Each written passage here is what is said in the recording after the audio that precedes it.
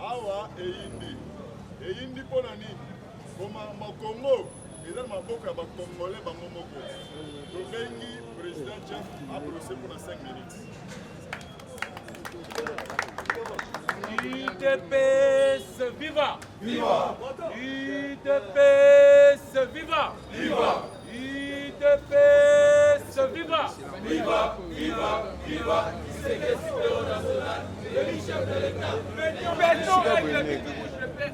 Chers combattants, Tomi Betelina Maboko Makati.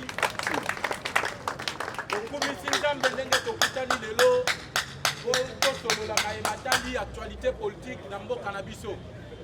alors l'actualité politique reste dominée dans le voyage à Mokonzi Mboka oyo akendaki na Rotterdam ezali moko ya babile ya Pays-Bas bisika oyo wapi bakendaki kosolola na mayekali environnement mondial tokobrose na oyo Mokonzi Mboka alobaki na prise de parole na ye au niveau ya Pays-Bas lolenge nini Fatou Beto azali komatisa mingi République démocratique du Congo parce que biso tout oyebi mboka na biso ebungaki sur le plan mondial na bisika oyo ba décideur ya monde bazalaki kombo Congo ebandaki kotangama lisusu te mais avec Fatou Beto tokomi omona ke bisika to ba kolobela makambo ya monde Congo ezali bien représenté et tango Mokonzi Mboka akozwa maloba batutu bazali kopesa ye respect oyo ezali ti na République démocratique du Congo eza boye te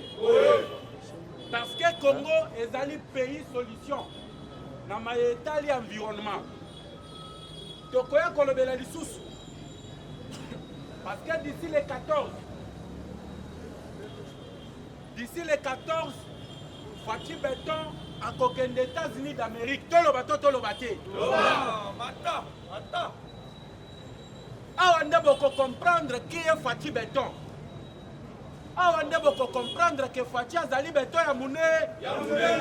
Parce que la tribune des Nations Unies, Kalamingi te bokoyoka dengani ni Fatou Beto koloba. Après discours, ya Mobutu.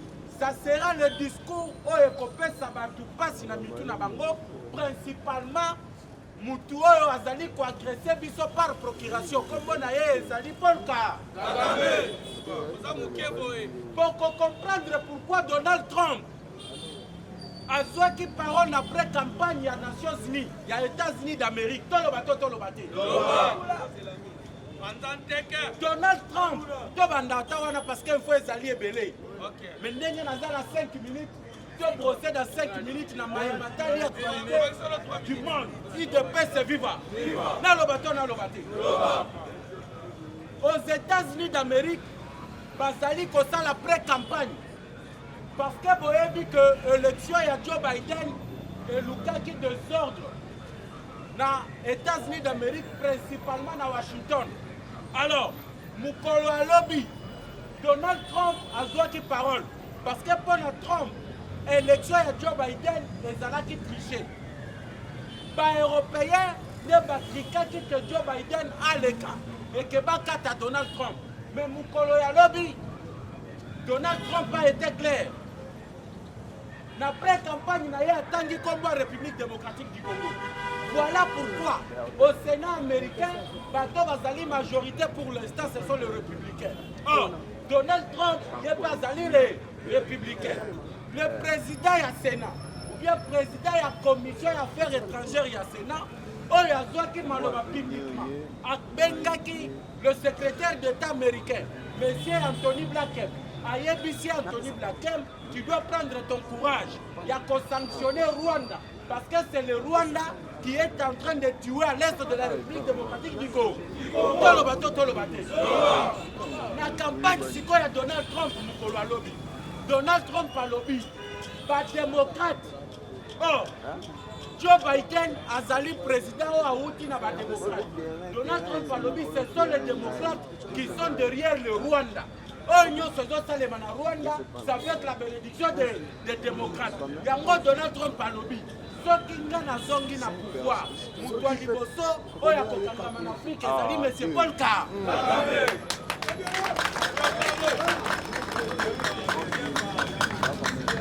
Yango moni ba républicain batie Joe Biden contre mur toloba te badécision nyonso oyo efalaki ezwama. Bomonaki secrétaire d'état américain ayaki awa na Congo alobi makambo mosusu, ntango akei na Rwanda alobi makambo mosusu. Sikoyo yoka ba représentant na ba républicain naloba te mokolo ya lundi ba représentant ou soit le sénateur républicain bakitaki na Kigali et pas Paul Kagame bayebisi Paul Kagame tu dois arrêter avec ce que tu fais en République démocratique du Congo. C'était clair. Parce que pour nos bango républicains, ceux qui les lots, RDC comme il faut se tourner vers la Russie, les alliés faute à la démocrate. Parce que bango ne va aller pour protéger Rwanda. Bango va résoudre ce qu'il y a Kobanda Kokita bango boko na Kigali. Na mboka Paul Kagame. Pona koyebisa Kagame atika buzoba oyo azali kosala na RDC. Soki atiki yango te yenda ko perdre poste à président de la République. Lelo, vous allez comprendre que ba démocrate ba mimoni coincé. Naloba to naloba te. Yango boni batini 13 millions de dollars. Oto ye ko pesa Denis Kadima pour que ma ponami ça le mana 2023.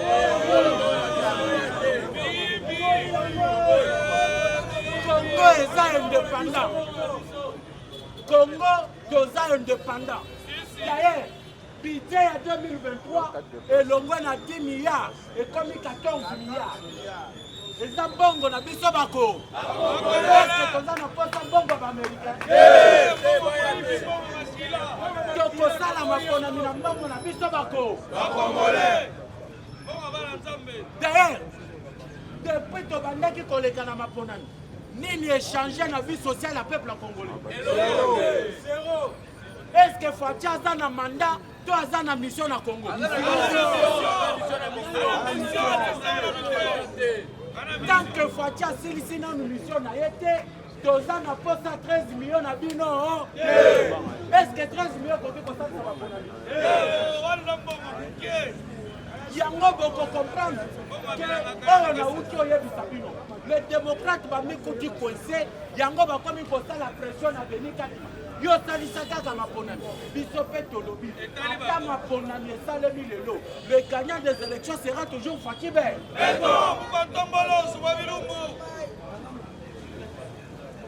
Yango moni. Tenga Fati aza na mission ndenge to ucholoba. Fati Beton a outi kosomba. Ou bien à Bessi, la société Transco, Babis Fluvio, Tolobaté, Mala Liboson à Congo, Tozo Babis Fluvio, Tolobakaka, transport y a fleuve, Dengue Batuamataka Transco, au commando Matapé, la bis, mais bis on est à bateau Yama, comme on a notre là, Transco.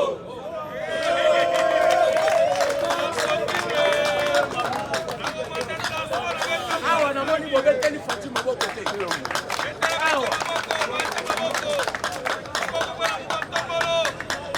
Lelo soki oza na posa, une de paix c'est viva. Soki oza pe na posa, okende otambola na Kisangani. Okei kaka awa na Onatra. Osopi tike na yo. Na bis ya transport ya mai. Tokopesa ngo bo Fati Be. Omati na yo na bis. Bis yango ezali bato. Okei inde tina Kisangani. Lelo ko comprendre sur le plan éducationnel. Parce que biso to bandaki koyebisa bato. Que l'UDPS tozawa na pona kopesa ba solution na ba besoin ya population congolaise. Kabila bomaki nde jeunesse ya Congo. Tango Fati aye, a dit qu'il faut redorer l'éducation. Qu'est-ce qu'il fait? À lancer gratuité de l'enseignement. A dit qu'il faut que les jeunes basi bakolaki. Oyo batanga kite. nasala na bango nini asui bango tu atindi bango na kanyamaka lelo ntango nazoloba na bino baekole moderne ezotongama bahôpital moderne ezotongama grâce ya baancien kuluna grâce ya bajeune oyo kabila bomaki oyo lelo foati a revaloriser idps vivant lelo kuluna bandaki o papa mutu machete lelo akomi batiser esengo to esengo te eti mabokoko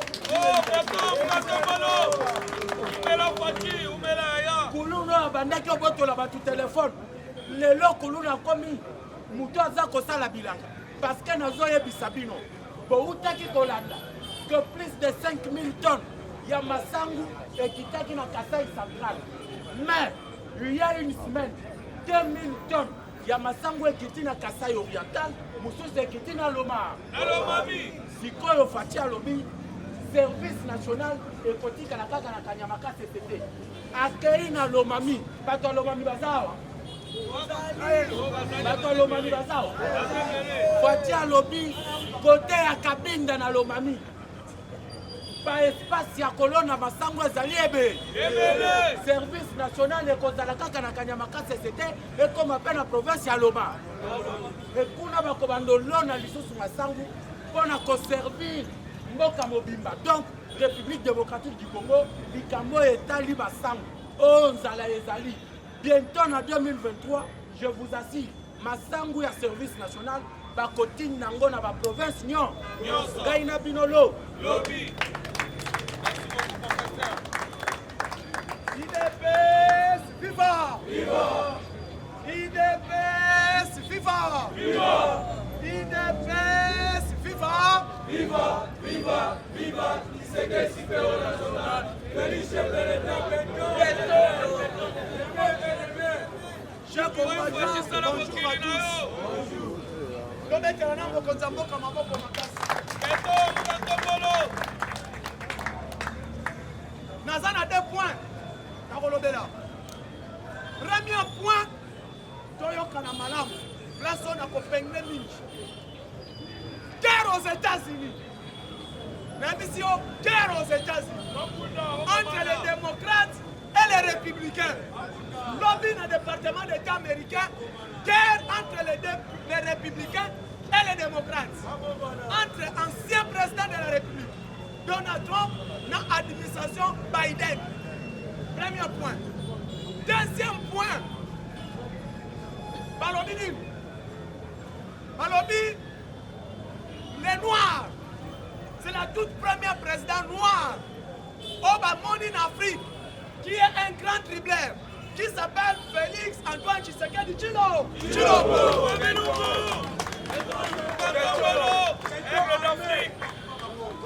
Tshisekedi Babengi est un grand dribbleur dans l'administration Biden.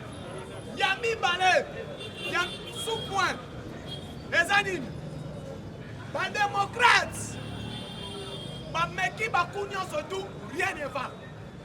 Qu'est-ce qu'il va maintenant? Bacha pression, élection Salema, Tshisekedi a échoué.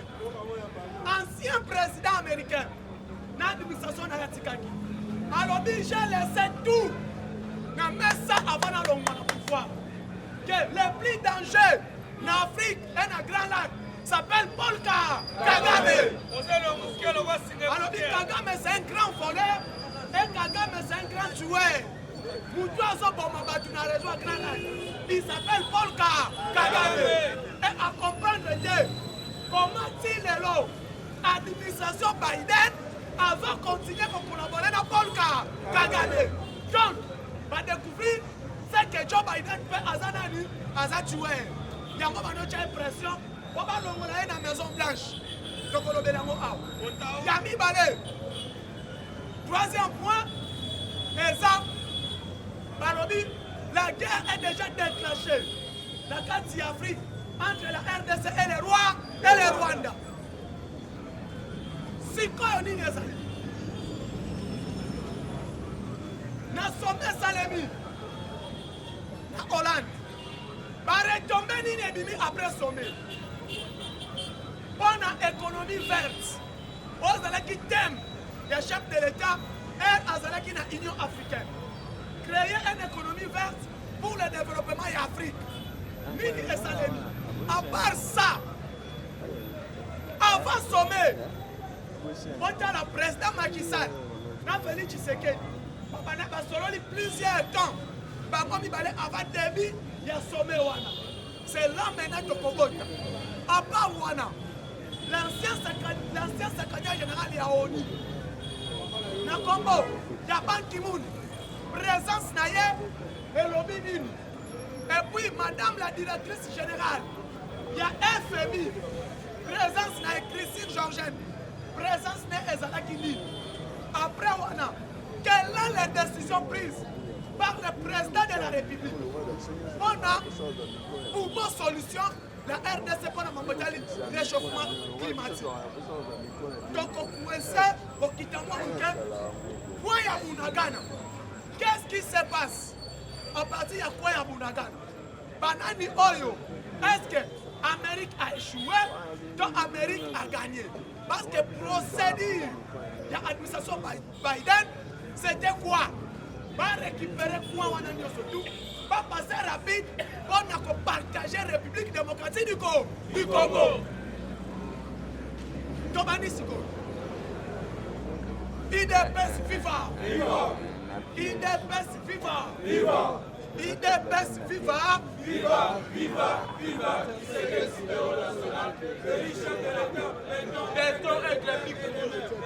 Chers combattants, merci beaucoup.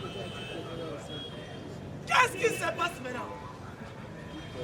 L'Amérique, les États-Unis, l'Union européenne, les Occidentaux. L'Afrique, qui va guerre, ma tendance. Problème, mes amis. Des grandes forces du monde, l'Amérique, a le leadership n'a pas colonisé l'Afrique. A recolonisé la République démocratique du Congo. Russie, dans ce qui déjà pas pour parler dans le sommet de Sochi, au seulement en 2019. L'administration Trump a dit que Félix Tshisekedi a collaboré aligné dans la Russie par rapport au problème qui a insécurité. Félix Tshisekedi a avancé qui déjà n'a collaboré dans la Russie avant même Joe Biden ailleurs. Maintenant, qu'est-ce qui est arrivé? Départ, il y a Trump, Biden ailleurs. C'est Biden maintenant ailleurs a imposé. Actuellement, les pays africains, nous surtout, font face à l'ennemi Yabaris. Poutine a l'ingénu. Biden a l'ingénu. Monopole et la puissance des États-Unis. Un monopole dans le monde entier. Donc, nous surtout, Amérique et Colomba. Selon l'administration Biden, elles doivent le monde entier une cette décision. C'est ça maintenant. La République démocratique du Congo. Alors, le Congo est non aligné. N'a pas dit l'Union surtout, Biden à cause de. Dans le niveau, il y a Afrique, il y a FIFA. Déclaration faciale au niveau. La République démocratique du Congo est non alignée. N'a pensée unique, il y a l'administration Biden. Il y a FIFA. Première force, c'est le président de la République. Deuxième, à l'Obigo. Beaucoup qui ont pressionné dans l'Afrique. On a recolonisation du peuple africain. On a une décision du président Nabiso. À part ça, les pays africains sont déjà indépendants. Ils sont déjà indépendants. Donc quoi? Nous allons coloniser avec qui que nous voulons. Biden, c'est lui maintenant qui est le meneur des jeux. L'insécurité, c'est lui. N'a pensé d'ailleurs. Il voulait quoi? Pétrole à RDC, lithium à RDC, coltan à RDC, gaz à RDC, cobalt à RDC. Et ça, on a pays moko. Pas parce qu'on a un monopole dans mon Afrique, c'est les États-Unis d'Amérique. Or, Félix Tshisekedi a fouillé depuis la RDC, depuis 1925.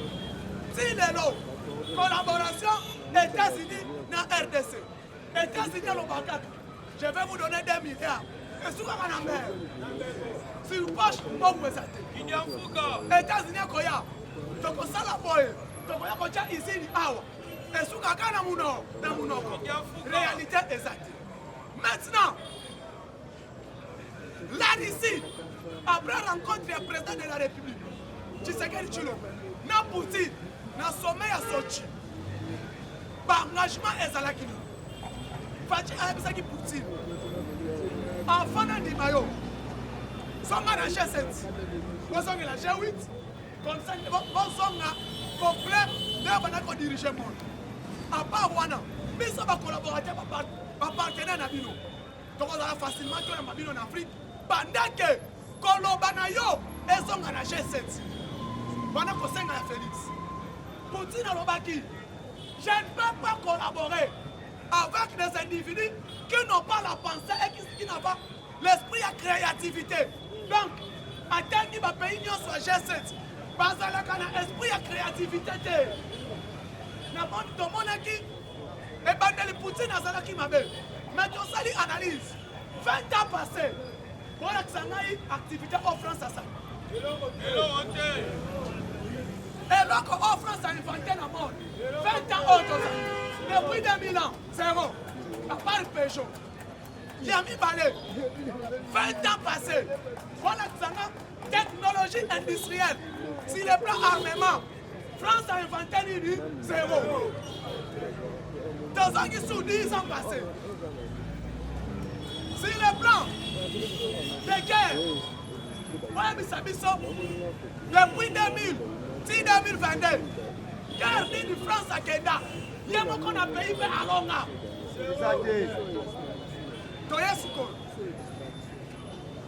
Là ici, dans le sommet de Brexit, dans G7, dans la analyse, il n'y a pas une dernière imbécile dans le monde. G7 dans le temps. G7 a une décision. Il y a qu'on sanctionner le pays surtout. On a coopéré dans ici. On a coopéré dans ici. G7 a une décision. Nous avons coopéré dans ici. Il faut aller. C'est ça maintenant la décision à G7. Or, lobby. Félix Tshisekedi a lobby. A lobby, la guerre. Il fait son à Esika et Outi. Guerre à Est. Et son à Esika et Salini et Outi. Yami Balé. Avec le dernier retranchement. Quand je vais prendre mes décisions avec l'armée, donc on a dit ici Oyo, quelle raison même qu'on soit Moutou, on a la guerre dans la République démocratique du Congo. Dans Omoni, Martinelli Félix, Tony Blair, Alain Daye, parce que l'Angleterre, l'ancien premier ministre, a pris une décision, a été réfugié. Baya na bango, bacha bango na Rwanda. On n'a pas créé insécurité de RDC. Félix Tshisekedi, vu sa diplomatie, a commis, a recommandé Nations Unies. Nations Unies et FANI. Parce que nous sommes membres permanents de la Nations Unies. Toi, des RACA, Nations Unies a étudié le dossier. Vu le secrétaire général à ONU. Alors, pas question pratique. Maintenant, la République du Rwanda, vous avez dirigé la pensée unique. Bakutani na Uganda, Baebisi Boy, Biden, Basololi Boy, sera incapable de construire le deuxième mandat dans l'État-Unis. Or maintenant, Biden a débloqué plus de 200 milliards de guerre en Ukraine. Moi, mon Dieu, c'est à bout, bien. Mais nous qui sommes au Tindi, Rissi a Botoli à Yango. Nini Fotosal. Maman Otosali. Armée congolaise. aza doté na ba armée sophistiquée et de missiles de guerre. Le coin de Bunagana, l'armée congolaise l'a déjà récupéré. Ce qui besoin de battre. Le coin de Bunagana, l'armée congolaise l'a déjà récupéré. Sur le plan stratégique de guerre, IDPS viva! Sur le plan stratégique de guerre et de combat, le coin de Bunagana, c'est déjà entre la main de l'armée congolaise. Nandengeni, Rwanda Koutalina, Kagame Akutalina, Museveni.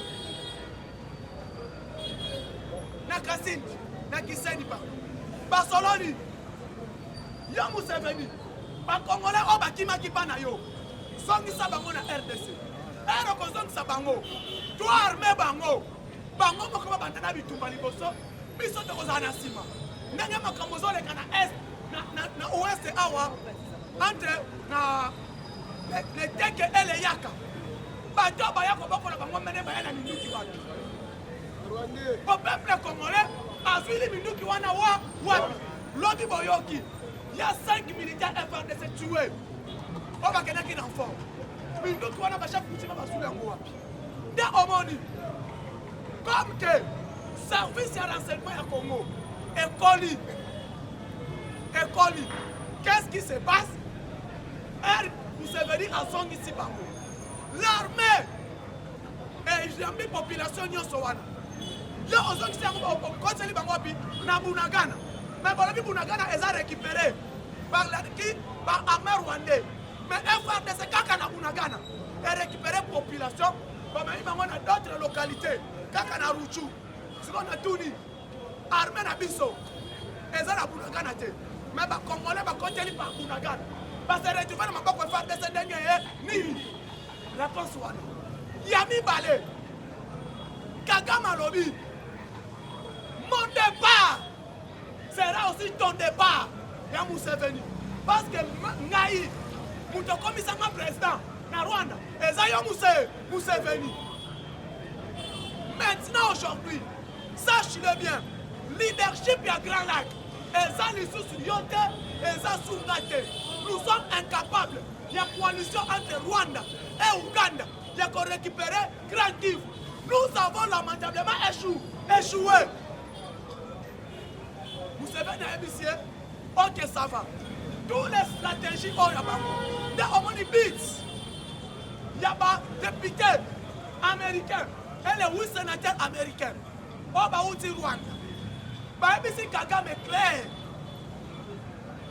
Comme tu as échoué, dans le plan, parce que le plan, les allés qui disent, plan, il y a des républicains et il y a des démocrates, c'est ça. Obama a raté qui? Coca-Cola RDC. Le plan, c'est de créer la République des volcans pour que les Tutsis, Rwandais, Obayaba Kota, Banilotique, va récupérer Est-Wana. Maintenant, le plan était 2019. Quand Kamere était là, parce que Tozalaki, il paraîtrait, s'il vous plaît, je dis bien, il paraîtrait, Kamere c'est un Congolais, il paraîtrait. Yami Balé, il paraîtrait, Matata Pono c'est un Congolais, il paraîtrait.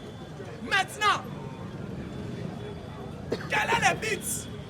Comme administration Obama a rattaqué, Trump, administration Trump payé, exhibité, administration Biden, comme c'est un nilotique, nous devons maintenant profiter entre nous les nilotiques pour qu'on à RDC. Qu'est-ce que nous devons faire? Il y a un nilotique au Rwanda et il y a un nilotique au Ouganda. Et qu'on soit pas Sangana, Bakokata, Koto Basui, République. Parce qu'il y a une république de volcans où il y aura que des nilotiques. Nord Kivu, Sud Kivu, Namaniema, le Grand Kivu va récupérer un mot. Et côté Ouganda, Kagame a récupéré Ituri. Va céder à Mokuna, va contrôler, va faire sa peuple Wana, nilotique pays. Sous la leadership, il y a Joseph Kabila, et leadership, il y a Azarias Rouberwa.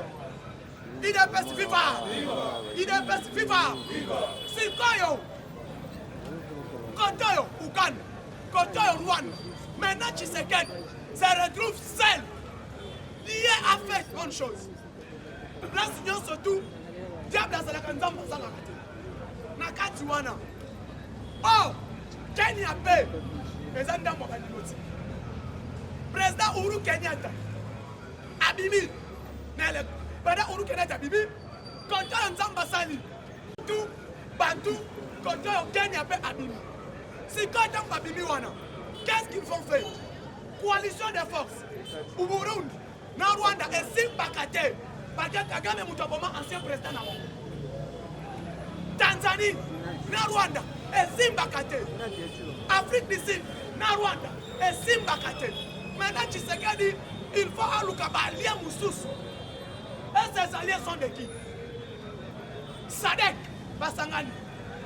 Sous la leadership de Félix Tshisekedi. Président Sadek. Kontayo. Fachi a continué dans le combat. Parce que Kagame a l'okaka. La communauté d'Afrique de l'Est. Elle a séparé dans Kachouan. Et il faut créer une autre forme. Tous les plans, il y a Museveni. Tous les plans, il y a Kagame. Namaboko Yanani, président Ken. Parce que tous les présidents, il y a communauté. Parce que l'information est tout à la plan exact. Là, on a ceux qui sont des Américains. Maintenant, Fachi Alomiboy, il faut un promouvoir rapide. Par engagement de soi qui est président, il y en a un président Poutine. Fachi est allé. Si Nanzou m'a Poutine. Alors, mon frère, depuis tout ça qu'on venir en 2020, 2019, de Koutana. Voilà. Maintenant, elle a bouger maison pleine chez Zani. Tous les plans et les lettres administratives. Amérique et Zouaka, Bonako Kabola, RDC. Namaye, nous sommes mis à quoi ça? Et combien Angleterre a dit non, je n'ai pas signé ces documents, je ne connais pas. Paquet Balma, Balobi Naïté, et Zani, France a dit Naïté. Belgique, ce qu'on a suivi un document engagement tout. Alors, depuis l'époque coloniale, on a vu cette colonisation RDC. Peuple Nyamulenge, peuple Tutsi, peuple Nyarwanda, n'a comment existe à Kaha?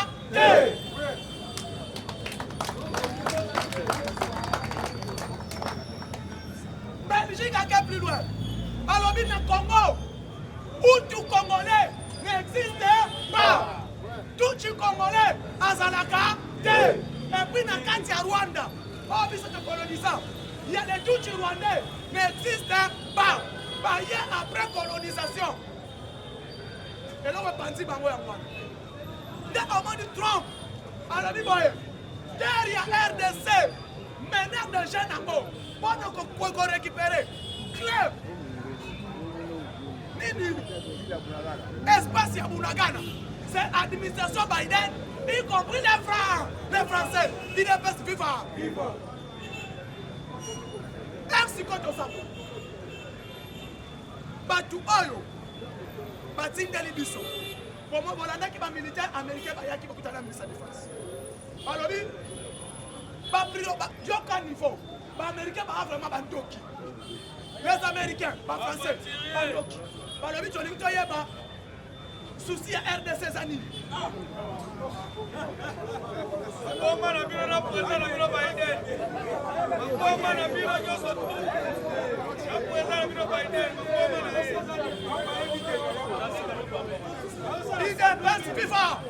On l'a dit, il y a des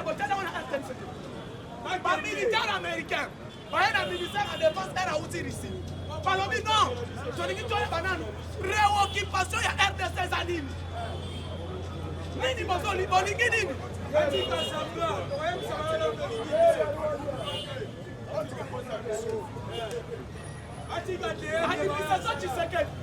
Administration Tshisekedi sur le plan de défense.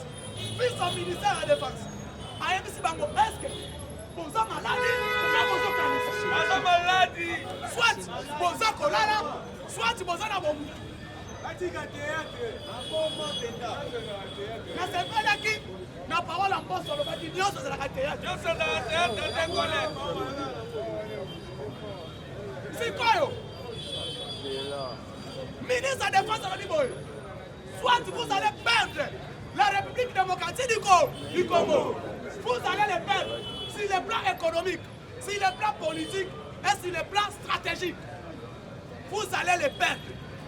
Et sachez-le bien, la République démocratique du Congo a déjà gagné la guerre au niveau de l'Est de la République démocratique du Congo. Et l'armée congolaise a déjà libéré les coins de Bunagana.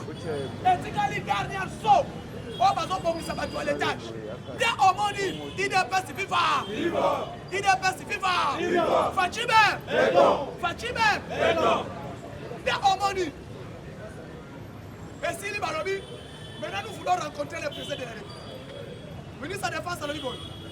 Voyez s'il est plein armé. Celui qui engage l'armée congolaise s'appelle le ministre de la Défense, c'est moi. Est-ce que ce qu'on est aux États-Unis, l'armée congolaise et ça n'a pas écouté Biden? Yoka, réponse au ministre de la Défense.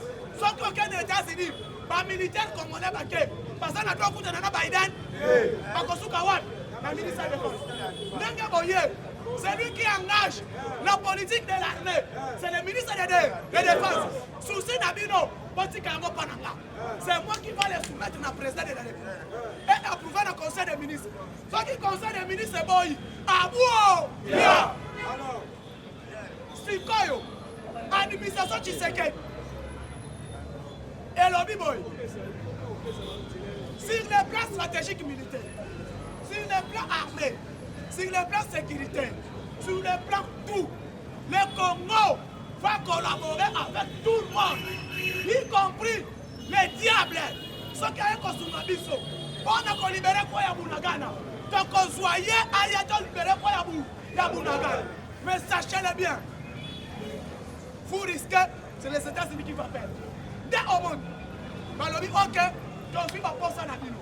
Donc, Herba Kei. Si vous avez comme une maternité, Bayoka Boy, 7 villages, 1-23 tout la mousse, Yaza! Lobby Soussou, 1-23 à Sali, entraînement militaire, Mbangou Yapamba, FRDC, 1-23 tout la mousse, Yaza! Bangonio, c'est pas qu'un point moko. So, quoi on va Sali? So, quand je suis ma banga, peuple congolais. Bangonia sont à Ouganda. Herba côté Ouganda. Biso FRDC. Donc on a Bangonia Ouganda. Et donc on dit Ouganda. Armée à Burundi. Et on récupère petit gars à Boya Bunaga. Maintenant nous allons nous battre entre eux et nous. Dès au moment Rwanda. Abisi Kagame. Abisi Museveni. Papa. Mwana mobile wana. Munana na ele. Tolingi to yeba. Qui est derrière Tshisekedi? Quelqu'un qui n'a pas l'expérience de la présidence, il vient à changer, à salir une réforme militaire. Quelqu'un qui n'a jamais été policier, mais a une stratégie, il y a un renseignement à côté, parce que nous sommes déjà les perdants de la guerre. Les deux pays incapables de construire le territoire congolais. Et nous, comme opposants, il faut nous faire souffrance. Nous avons Tshisekedi. Que deux pays, plus les États-Unis et la France, incapables, la RDC va récupérer le territoire à Rouchou. C'est la force de la moment où c'est comme ça. Si le plan économique, Baligini, l'homme n'a pas la révélation. Oh, aujourd'hui, dans le Parlement, il faut que nous confondions Kabila. Kabila doit être arrêté. Révélation, s'il vous plaît. Révélation, il y a pas de Joseph Kabila. Et pendant que nous avons la porte, parce que dans l'ordonnance, on va signer en 1960, les apports à l'État, les apports à la pêcheur. Donc on fait sa révélation. Avec 290 immeubles spoliés, ma Kabila n'a pas été dans mon signe. Dans la ville de Kinshasa, Kabila a spolié 1450 immeubles, plus 1800 immeubles. On les a chez Kabila. Donc on a une vérité dans le haut. Après qu'on a ça, donc on a une décision dans le Parlement. Donc si nous avons il est dans la Cour constitutionnelle, dans le Conseil d'État, dans la Cour de cassation. Donc quand il y a un IGF, il faut qu'on récupère l'immeuble. Parce que le président a déjà signé l'ordonnance. Il y a qu'on nomme au hasard pour rendre la bilan qu'on a l'État. Combattant mobilisons, soutenir la vision du chef de l'État. Kabila et sa femme et toute sa famille doivent être arrêtés. Papa José Yako posé dans l'autorité policière. Mon numéro plus de 143 89 86 52 07. Plus de 143 89 86 52 07.